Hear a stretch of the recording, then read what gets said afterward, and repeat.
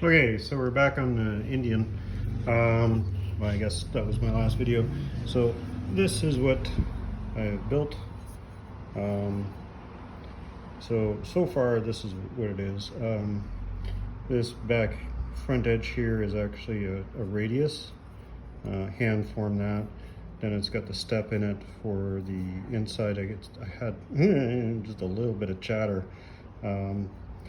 Having a real hard time reaching in there to finish off to give that a nice finish, but I'm not ultimately worried about it. This is bored out to the 60 millimeter. This is bored out to 76. Then basically this is the rubber gasket that goes on there. That fits over that. As long as that's a snug seal, you can see it's snug but not tight. What I got to do now, I did chamfer this edge, but what I'm actually going to do is put a step in here so it locates the backing plate for the air cleaner.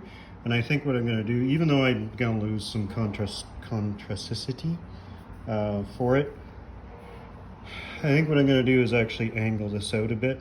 So I'm going to probably start about 5 millimeters down and do some steps and then just step it off. It is aluminum, so I can take some pretty good cuts out of it and make that more of a Venturi effect. So it'll actually have 2 steps to it, so hopefully we'll get a little bit more acceleration to the air. But I can't do too much because I want to leave, about 10 millimeters or so step in here, that the backing plate will have a coordinating step to it, and then they'll lock together. That way, really I can have just a small weld bead on the back of it to hold everything together, and then I'll leave the front empty. It's to the limit of my lathe for me to be able to handle this.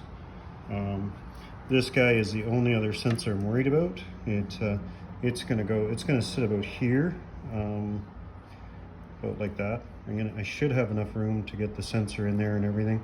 Originally it was over in this area,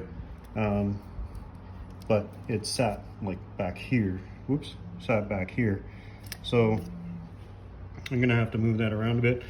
For those Indian King Mountain riders that are looking for an aftermarket air cleaner, you could talk me into building another one if you like it when I'm done, but it's not going to be cheap. All these are handmade parts, hand turned. There's no CNC involved, so it's not like I'm going to do a batch run of 25 or 50 of them for Indian owners. It will be a handmade thing, and probably each one will be tailored to the owner. So that's about it for this one. I guess we shall see you next time.